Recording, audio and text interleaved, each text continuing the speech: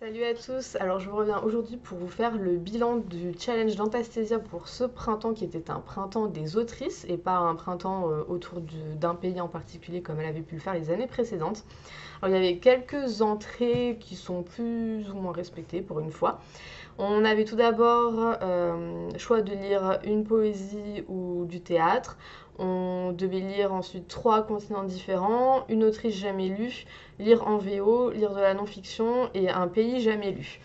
Donc là, il y a pas mal de petites choses. Déjà, pour la première occurrence, ce n'est pas vraiment de la poésie en tant que telle, c'est une œuvre poétique, mais c'est pas sous une forme de versification ou même de prose poétique en tant que telle. Il s'agit de Courir l'escargot de Lorraine Bastide, que j'avais aussi mis dans mon challenge sur le Shiny Spring Challenge et dont je n'avais pas parlé parce que je voulais le faire un peu plus avant ici. En fait, là, l'autrice va se pencher sur voilà, une thématique assez commune ces derniers temps, le fait que nous ne prenons pas assez le temps de vivre, que tout va trop vite, que on est un peu submergé par nos quotidiens qui sont plus ou moins vains, par toutes les technologies qui nous entourent, par le fait que on prend pas assez le temps de se tourner vers l'autre, vers ses proches, etc. Et en fait, elle va raconter un peu aussi toute son histoire par rapport à ce petit animal qui est l'escargot, parce que c'est un animal qui la fascine depuis l'enfance.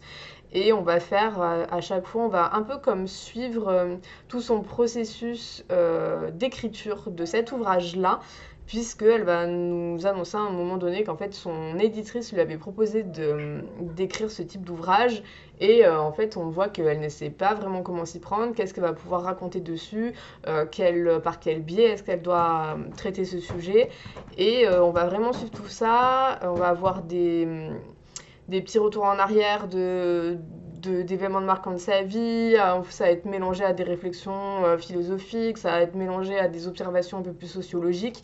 Ça paraît un peu fourre-tout, mais ça se suit vraiment très bien.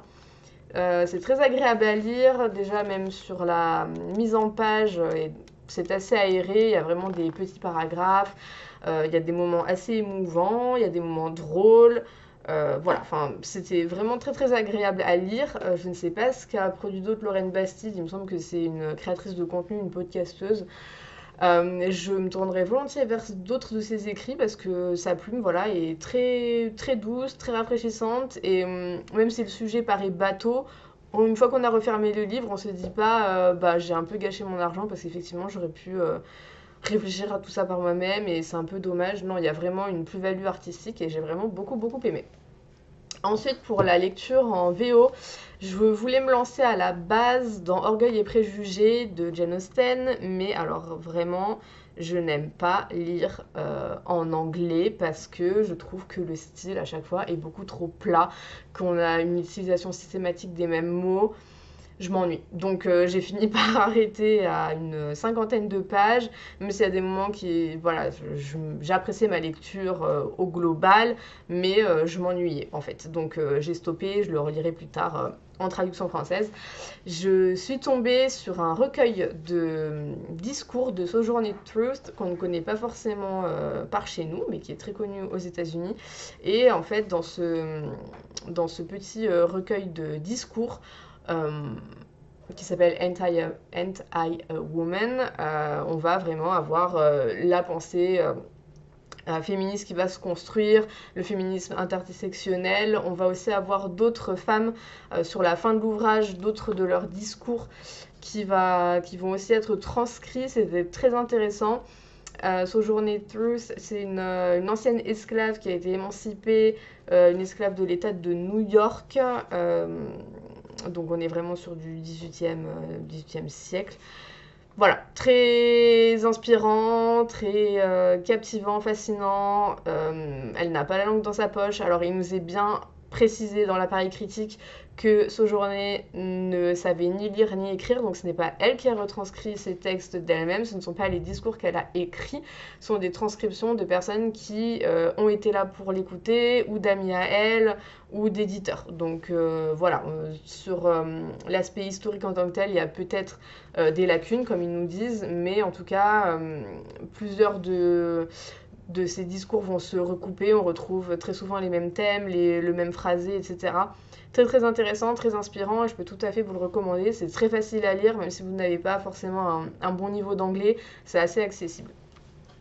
Pour la lecture de non-fiction, là pareil, je m'étais lancée dans complètement autre chose. Un ouvrage que j'ai terminé d'ailleurs, dont j'avais parlé dans un book haul, c'était sur une étude de la figure de la femme en islam, mais c'était sur un biais psychanalytique. Et même si je trouvais ça intéressant à la base, en fait, il y a beaucoup trop d'interprétations. De toute façon, la psychanalyse, c'est ça, ce n'est que interprétation, mais c'était un peu trop tiré par les cheveux à certains moments, donc j'ai pas forcément voulu en parler ici. Donc j'ai choisi une autre lecture, et il s'agit des Arnaqueuses des années folles de Marina Bello, qui va nous brosser le portrait de 3 femmes,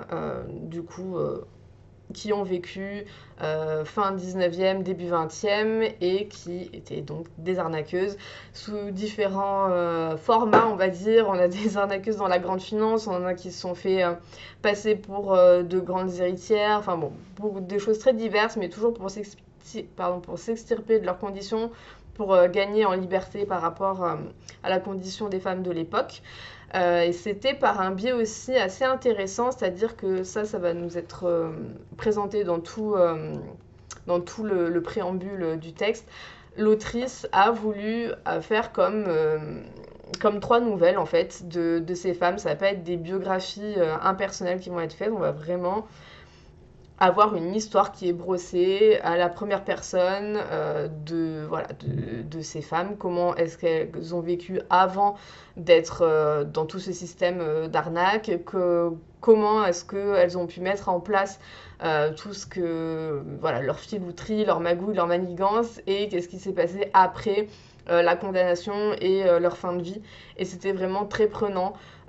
Pareil, le fait que ce soit fait comme ça, un peu comme des nouvelles, et que leur destin un peu s'entrecoupe. C'était vraiment très prenant, on s'ennuie pas du tout, c'est assez bien fait dans le sens où on n'a pas l'impression de lire 3 fois la même histoire. On a vraiment des personnalités qui sont marquées, même les personnes qui gravitaient autour d'elles, que ce soit leur mari ou leur compagne ou autre, enfin c'était vraiment... on s'attachait à chacun des personnages en très peu de mots, parce qu'au final le livre n'est pas très gros. Et il y a du coup 3 destins qui sont brossés à l'intérieur. Donc en une assez belle économie de mots, on avait une histoire très prenante, très touchante et qu'on peut tout à fait comprendre. Sont pas des destins qui sont forcément enviables, mais on comprend tout à fait la nécessité de l'époque d'avoir recours à des subterfuges pareils et de profiter elles aussi du système. Il n'y avait pas que les hommes qui étaient là pour ça, et ce livre est très très bien fait à ce niveau-ci, donc pareil, je peux tout à fait vous le recommander. Globalement, c'était un très bon challenge. Je poursuis ensuite avec à la fois un pays que je n'ai jamais lu, une autrice que je n'ai jamais lue non plus, La République des femmes de Gioconda Belli, et dont en fait finalement j'ai pas mal parlé pendant ma vidéo sur le Chinese Spring Change, donc je vais vous y référer pour pas me répéter. Mais c'était aussi un ouvrage très intéressant. Au début, j'étais pas forcément hyper convaincue en voyant la couverture, en ayant un peu le thème en tête. J'avais peur que ce soit très caricatural, le fait d'avoir une espèce de république des femmes comme ça qui est mise en place, qui chasse les hommes du pouvoir, manu militari, qui instaurent leur république, leurs lois, leurs règles, etc. Mais en fait non, c'est très bien fait, c'est très intelligent, c'est plus subtil que ça. Et encore une fois, une très belle réussite. Il y a du réalisme magique à l'intérieur, puisque c'est une autrice du Nicaragua, et du coup, comme beaucoup d'auteurs sud-américains, on a beaucoup d'occurrences au réalisme magique. C'est très bien fait, c'est assez subtil, donc si ce sont des choses qui vous sortent un peu du récit, n'ayez pas peur, parce que c'est vraiment circonscrit à des chapitres en particulier. Ce sont des chapitres qui ne sont pas très longs, et c'est complètement justifié. Ce n'est pas un spoiler, c'est le début de l'ouvrage. En fait, la présidente se fait tirer dessus lors d'un meeting, et en fait, tout le réalisme magique intervient quand on a les chapitres sur la présidente qui, en fait, est dans le coma et va se remémorer des choses, va être dans une espèce de... En fait, dans une espèce de dimension annexe où tout est noir, où elle ne voit que certains objets et que ces objets vont référer à des choses dans sa vie. Donc très bien fait, très intelligent, beaucoup de réflexions là-dessus et je pense que je lirai aussi d'autres ouvrages de l'autrice qui est également une poétesse il me semble, donc ça peut être très intéressant. Et enfin, la toute petite déception de ce challenge, déception qui n'en est pas forcément une parce que c'était quand même très intéressant. J'ai lu la suite de Herbag Pois Chiche que j'avais lu l'année dernière lors du challenge sur le printemps égyptien.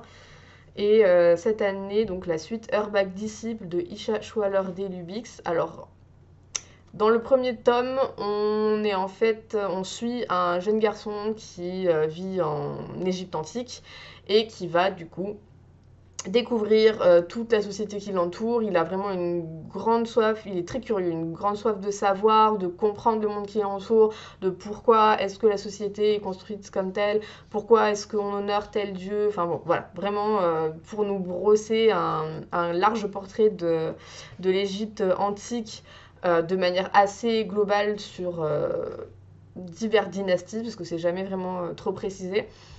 Et donc là, dans la suite, Urbach a regagné le temple et on est sur un côté beaucoup plus religieux. C'est beaucoup plus dense, c'est moins simple à suivre, il faut vraiment être très concentré. Il y a beaucoup de documents qui nous renvoient aux annexes pour voir les hiéroglyphes en tant que tels, pour comprendre à quoi est-ce qu'ils pouvaient faire référence. Enfin, c'est vraiment un ouvrage extrêmement dense pour les personnes qui sont vraiment égyptophile, on va dire, plus que juste admirateur de cette période. Mais voilà, intéressant, mais ça je le recommanderais pas forcément à tout le monde. Autant le premier tome peut se lire pour tout le monde, assez facile d'accès. Pas besoin de se référer toutes les 2 secondes aux annexes, on suit tout assez facilement. Autant là, c'est encore autre chose. C'est pour un public un petit peu plus averti. Donc moi, j'ai eu un peu de mal à me mettre à fond dedans. Mais encore une fois, c'est quand même assez clairement expliqué. C'est quelque chose... Alors, autant aussi dans le premier tome, on relance beaucoup Herbach pour qu'il réfléchisse par lui-même, pour que nous aussi on soit amenés un peu à réfléchir pour comprendre comment voilà, s'imbrique la société. Et il y a des choses assez logiques et qu'on peut déduire de nous-mêmes. Autant là, effectivement, on demande à Herbach de réfléchir aussi, mais Herbach a déjà a déjà commencé un peu son enseignement, donc il a accès à des choses auxquelles nous n'avions pas accès. Donc là, pour le coup, on peut pas trouver par nous-mêmes, on peut pas forcément tout comprendre de nous-mêmes, et comme c'est un autre système de pensée, un autre système de valeurs, un autre système d'écriture aussi, c'est pas forcément à la portée de tous. Mais voilà, ceci étant dit, je vous conseille toujours le premier, toute petite déception pour le deuxième. Donc comme vous l'avez vu, c'est une très belle réussite de challenge. Voilà. Est-ce que j'ai tout validé? Peut-être pas forcément sur les 3 continents, parce que je triche un peu, même si Herbach se déroule en Afrique. Isha Schwaller Delubix est une autrice française, donc bon, on va dire que ça compte à moitié. Voilà, on va faire ça comme ça. Si on a l'habitude, tout le monde filoute pendant ces challenges. C'est le jeu. Je pense que je vous retrouverai dans pas très longtemps pour vous faire la présentation peut-être des autres livres que j'ai lus sur cette moitié d'année, vu que là on commence à aller gentiment sur mi-juillet et vu qu'il n'y a pas forcément beaucoup d'autres livres en dehors des challenges, parce que j'avais beaucoup lu pour le Shiny Spring, mais pas forcément en dehors de ça. Je pense que ça ira relativement vite. Voilà, je vous retrouve très bientôt. Ciao.